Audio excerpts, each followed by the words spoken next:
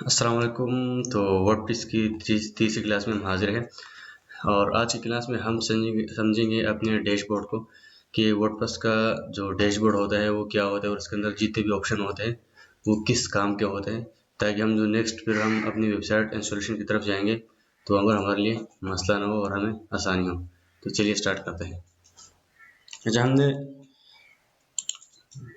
हमने जब पिछली क्लास में अपनी वर्डप्रेस इंस्टॉल की थी, तो उस इंस्टॉल होने के साथ हमारे पास जो है एक छोटी मोटी वेबसाइट भी क्रिएट हो जाती है बाय डिफ़ॉल्ट वर्डप्रेस की तरफ से। ठीक है, तो अभी हमारे पास जो है यहाँ पे ये हमारी वेबसाइट का नाम था और यहाँ से इसके आगे हमने लिखना है WP एडमिन।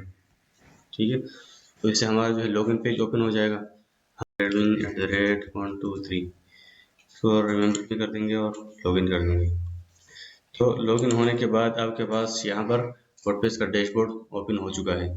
तो ये वो डैशबोर्ड है जहाँ से हम अपनी पूरी की पूरी वेबसाइट बनाएंगे, थीम इंस्टॉल करेंगे और सारी की सारी मैनेजमेंट करेंगे, डेटा एंट्री करेंगे।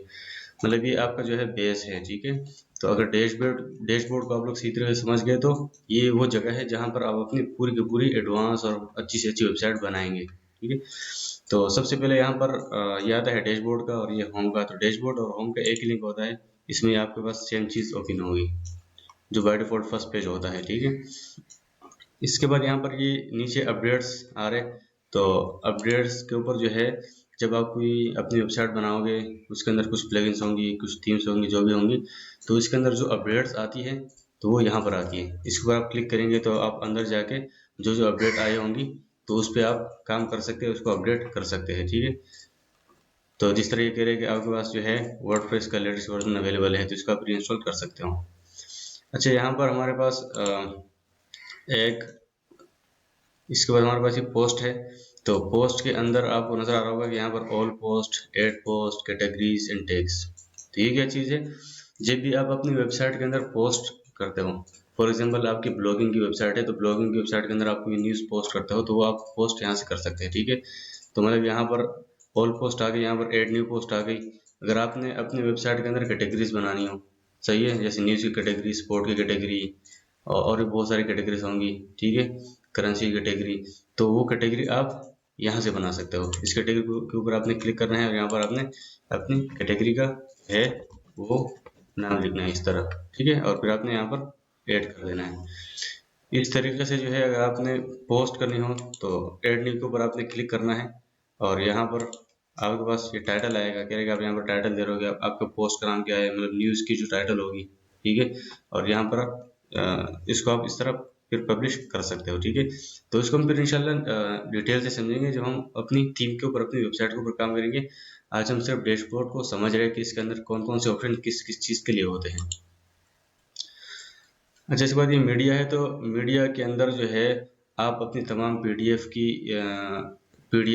और तमाम इमेजेस, जितने भी आपका ऑडियो, वीडियो, इमेजेस, वो सारी की सारी यहाँ से मैनेज होगी इस मीडिया के अंदर। ऐड न्यू वीडियो फाइल, सही है, तो यहाँ पर आप अपडेट या ऐड कर सकते हो। ठीक है, और ये लाइब्रेरी है तो लाइब्रेरी भी एक तरीके से प्लगइन आप कह सकते हो। अगर आपके पास कोई लाइब्रेरी है, इंशाल्लाह फ्यूचर में जब आप काम करेंगे तो ये चीज़ आपको समझ में आ जाएगी। अच्छा, यहाँ पर पेजेस है, तो यहाँ पर एक लिखा है ऑल पेजेस और यहाँ पर लिखा हुआ है ऐड न्यू पेज। तो ऑल पेज का मतलब होता है कि आपके पास जितनी भी पेजेस है वो मुझे शो करवा दो यहाँ पर के। फॉर एग्जाम्पल मैं इसके ऊपर क्लिक करता हूँ तो मुझे अंदाज़ा हो जाएगा। तो मेरे पास यहाँ पर जब मैंने वेबसाइट बनाई, मैंने वर्डप्रेस इंस्टॉल की, तो बाय डिफॉल्ट एक प्राइवेसी का पेज आ गया और एक सिंपल पेज आ गया।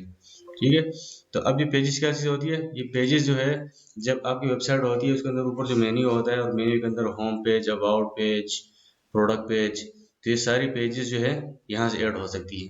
तो आप जब भी अपने थीम के ऊपर काम करोगे या अपने वेबसाइट के ऊपर काम करोगे तो वो सारे पेजेस जो है वो आप यहाँ से बनाओगे। ठीक है, अच्छा, कमेंट्स हो गया, तो कमेंट का मतलब ये है कि आपकी वेबसाइट के ऊपर अगर किसने, आपने वहाँ पर कोई कमेंट बॉक्स लगाया है किसी प्रोडक्ट के ऊपर, वहाँ पर किसी क्लाइंट ने कमेंट्स कर दिए तो वो कमेंट्स आपके पास यहाँ शो होंगे। ठीक है, अपीयरेंस के अंदर हमेशा थीम के ऊपर काम होगा और हमारा ज़्यादातर का जो काम होगा वो यहाँ पर होगा, थीम्स के ऊपर, सही है। तो यहाँ पर अब थीम क्या होती है, ये इंशाल्लाह जो है जब आप अपनी कोई अच्छी एडवांस वेबसाइट बनाओगे तो वो यहाँ पर बनाओगे, इस थीम के ऊपर जाओगे, वहाँ से आप थीम को जो आपने डाउनलोड की होगी अच्छी सी पेड थीम, तो वो आप अपलोड यहाँ पर करोगे, ठीक है। और ये एडिटर है, तो मतलब थीम के अंदर अगर एडिटिंग करनी है, कोई चीज़ डिलीट करनी है या कोई चीज़ ऐड करनी है, तो यहाँ से कर सकते हैं। ये प्लगइन है, तो प्लगइन को हम एक्स्ट्रा फीचर कह सकते हैं। फॉर एग्जांपल आपने जो है एसईओ का कोई प्लगइन लगाना है, या आपने कैश ऑन डिलीवरी के साथ साथ जो पेमेंट, इजी पैसे पेमेंट हो गई, इस तरह के आपने जो एक्स्ट्रा फीचर होते हैं वेबसाइट के अंदर, तो वो प्लगइन कहलाता है, ठीक है। तो ये प्लगइन आप यहाँ पर इंस्टॉल कर सकते हैं, सही है, ऐड न्यू प्लगइन कर सकते हैं। अब ये यूज़र, इसके अंदर लिखा है ऑल यूज़र, मतलब मुझे सारे यूज़र शो करवा दो, न्यू यूज़र ऐड कर दो, प्रोफाइल के ऊपर चले जाओ, तो ये वो यूज़र होंगे। एक तो यूज़र हो गया एडमिन, तो एक वो यूज़र हो गया। इसके अलावा आपकी वेबसाइट के ऊपर अगर आपने किसी को ये इख्तियार दिया है कि वहाँ पर यूज़र जो है लॉगिन करेगा या रजिस्टर करेगा, तो वो सारे के सारे यूज़र यहाँ से मैनेज होंगे। फिर उस यूज़र को रोल देना कि यार ये यूज़र क्या क्या कर सकता है, ठीक है। कमेंट डिलीट कर सकते हैं, पोस्ट डिलीट कर सकते हैं या नहीं कर सकते हैं, सिर्फ व्यू कर सकते हैं, तो वो सारी चीज़ें यहाँ से होंगी। अब यहाँ पर ये टूल्स आ गई, तो ये टूल जो है वो चीज़ है कि अगर आपके पास पुरानी आपकी जो दूसरी वेबसाइट है वर्डप्रेस की, तो वहाँ से आप डेटा एक्सपोर्ट करके यहाँ भी इंपोर्ट कर सकते हो, और इस वेबसाइट का जो डेटा है वो यहाँ से भी एक्सपोर्ट करके वहाँ पर इंपोर्ट कर सकते हो, ठीक है। इस तरीके से आपके पास ये पर्सनल डेटा हो गया, वो भी आप एक्सपोर्ट कर सकते हो या इरेज कर सकते हो। इसके साथ साथ यहाँ पर थीम फाइल एडिटर, मतलब यहाँ पर आपकी जो थीम है वो भी एडिट कर सकते हो अगर आपने थीम के अंदर काम करना है। इसके बाद ये सेटिंग है, तो सेटिंग के अंदर जनरल हो गया, writing, reading, discussion, media, permalinks, privacy. General के अंदर आपके ये टाइटल वगैरह आएंगे। राइटिंग, रीडिंग के अंदर जो है ये ब्लॉग से ताल्लुक लगते हैं, जो ब्लॉग की वेबसाइट होती है, तो ये राइटिंग एंड रीडिंग सही है, आपने जितने पोस्ट राइट किया या आपने रीड किया ये यहाँ पर आएंगे। डिस्कशन भी आप यही, मतलब ये तीनों जो ऑप्शन है ये आपके ब्लॉग से ताल्लुक रखते हैं। मीडिया तो मैंने आपको समझा दिया ऊपर। अच्छा, परमिलिंक्स आपके यूआरएल्स होते हैं कि यार जब आप कोई प्रोडक्ट ओपन करते हो तो ऊपर जो यूआरएल आता है तो वो आपने किस तरह रखना है, ठीक है। मतलब आपने डेट वाइज रखना है या जिस भी तरीके से आपने रखना है, तो यहाँ से मैनेज होगा। प्राइवेसी जो है, ये प्राइवेसी पॉलिसी, आपकी जो प्राइवेसी पॉलिसी आपने बनाई होगी वो यहाँ से अपडेट होगी। और ये कोलैप्स मेन्यू का मतलब अगर इसको हम क्लिक करेंगे तो ये डैशबोर्ड इस तरह कोलैप्स कर जाएगा। और जो लास्ट ऑप्शन है वो यहाँ पर है कि एडमिन, तो एडमिन के अंदर अगर आपने जो है एडिट प्रोफाइल करोगे, सही है, या एडमिन करोगे तो एक ही पेज खुलेगा। मान लीजिए ये पेज ओपन हो चुका है मेरे पास, और लॉग आउट से ये लॉग आउट हो जाएगा। तो ये हमारी क्लास थी आज की डैशबोर्ड को समझने की। तो डैशबोर्ड को हमने अच्छे तरीके से समझ लिया। नेक्स्ट क्लास में इंशाल्लाह हम प्रॉपर वेबसाइट के ऊपर काम करेंगे। तो मिलते हैं नेक्स्ट क्लास में। Thank you.